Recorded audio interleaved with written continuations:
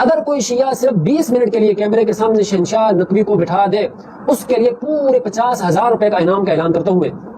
ایک شخص ہے جو سوشل میڈیا پر یوٹیوب چینلز میں مجھے نام ڈال لے کے کہہ رہا ہے کہ شہنشاہ حسن نقوی کو میرے سامنے لا کے بٹھاؤ تو 10 لاکھ روپے انعام دے دوں گا، کوئی 10,000 کے چکر میں مجھے لے نہ جائے وہاں۔ تو میں انہیں بھی ہوشیار کرنا چاہ رہا ہوں کہ ہمیں قرآن نے کہا ہے کہ بات ان سے کرو جو جاہل نہ ہو۔ قرآن اجازت ہی نہیں دے رہا تمہارے ساتھ بیٹھنے کو، ورنہ تو تم سے بڑوں سے نمٹ چکا ہوں۔ تو جسے میں جواب دے رہا ہوں وہ شاید آج ہی پہنچے گا، سب سے پہلے اس کے پاس کلک پہنچے گا۔ بسم اللہ الرحمن الرحیم۔ آپ حضرات کے علم میں ہوگا کہ آج سے تقریباً 2 سال قبل میں نے پوری شیعہ قوم کو، وہ چاہے چھوٹا ہو، بڑا ہو، بوڑھا ہو، جوان ہو، جو بھی ہو، ان کو یہ چیلنج دیا تھا کہ آپ صرف اور صرف 20 منٹ کیمرے کے سامنے شہنشاہ نقوی صاحب کو بٹھا دیں تو اس پر میں آپ کو 50,000 روپے انعام کے طور پر دوں گا، صرف بٹھانے پر، بات کرنے پر نہیں۔ بات جو ہے وہ اس کے بعد ہوگی، صرف آپ 20 منٹ سامنے بٹھا دیں تو اگر آپ نے بٹھا دیا تو اس پر جو ہے وہ آپ کو 50,000 روپے انعام ملے گا۔ باقی پھر اس کے بعد اگر اگلی بات جو میں نے کی تھی کہ میں وہیں پر اسی کی لائبریری سے جو ان کی کتابیں ہیں بنیادی اصول کافی سے لے کر ترجمہ مقبول حسین دہلوی تک، انہی کی کتابوں سے یہ ثابت کروں گا کہ آل تشیع کا اسلام سے کوئی تعلق بھی نہیں۔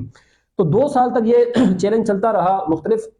جگہوں پر اس تک بھی پہنچتا رہا، لیکن اس نے کوئی خاطر خواہ جواب اس پر نہیں دیا۔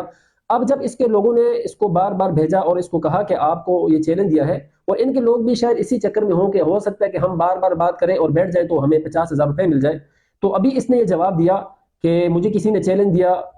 کہ اس طرح آپ کو انعام دیں گے، تو ساتھ یہ بھی کہا کہ تم لوگ کہیں ان کے پیسوں کے چکروں میں مجھے بٹھا ہی نہ دو۔ اور آگے جو ہے وہ اپنی جان چھڑانے کے لیے، یعنی جب کوئی انسان راہ فرار اختیار کرتا ہے نا تو وہ مختلف قسم کے بہانے ڈھونڈتا ہے، کبھی کہتا ہے یہ عمر میں میرے سے کم ہے، کبھی علم میں کم ہے، مطلب بھاگنا ہو تو کوئی نہ کوئی راستہ اختیار کر لیتا ہے۔ اس نے کہا کہ آپ تو جو ہے وہ جاہل ہیں، تو قرآن نے کہا کہ وَإِذَا خَاطَبَهُمُ الْجَاهِلُونَ قَالُوا سَلَامًا، تو ان سے بات نہیں کرنی، تو لہٰذا جو ہے وہ میں آپ سے کیسے بات کر سکتا ہوں، تو میں نے تو آپ کے جو بڑے ہیں وہ بھی میرا مقابلہ نہیں کر سکتے۔ تو یہ ہوتا ہے بھاگنے کا طریقہ۔ اب سوال پیدا ہوتا ہے کہ آپ نے میرے سے گفتگو کب کی؟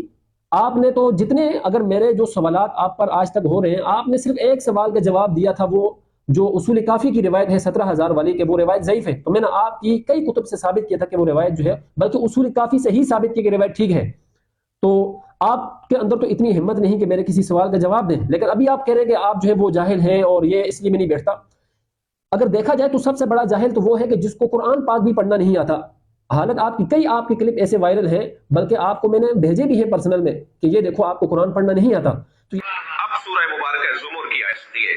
اللہ قرآن سورہ مبارکہ زمر میں ارشاد فرماتا ہے وَسِيقَ الَّذِينَ اتَّقَوْا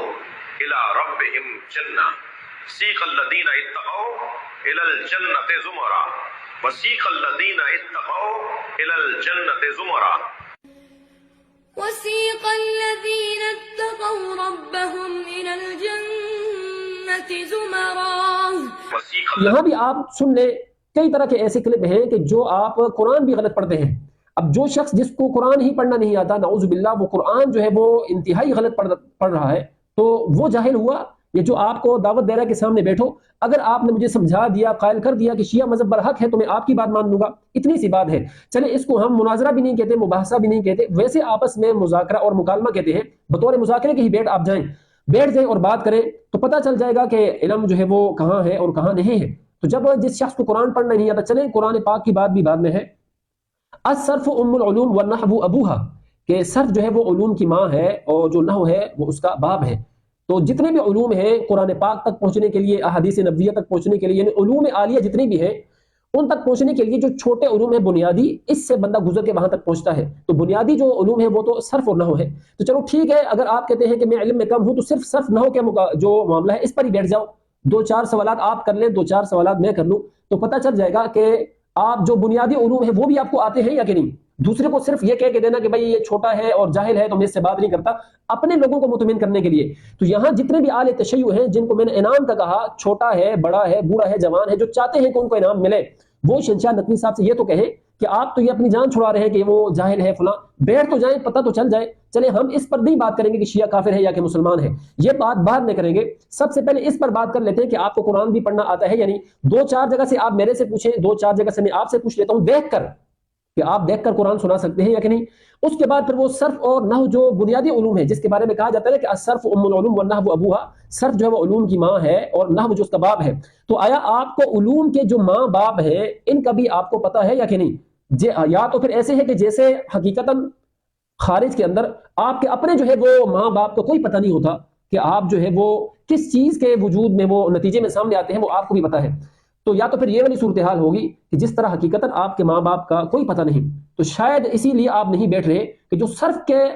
جو علوم کے ماں باپ ہیں یعنی صرف اور نحو، کیا پتہ ان کا بھی آپ کو پتہ نہ ہو، اس لیے آپ نہیں بیٹھ رہے. تو آپ شیعت کے کفر پر بات کرنے سے پہلے آپ صرف ان چیزوں پر تو سامنے بیٹھ جائیں، پتہ چل جائے گا کہ کون کتنے پانی میں ہے اور کون جو ہے وہ اپنی عوام کو مطمئن کرنے کے لیے واہ واہ کروانے کے لیے بھاگنے کے راستے اختیار کرتا ہے. جھکنے والے ہیں نہ بکنے والے ہیں، ہم راہ عظیمت پر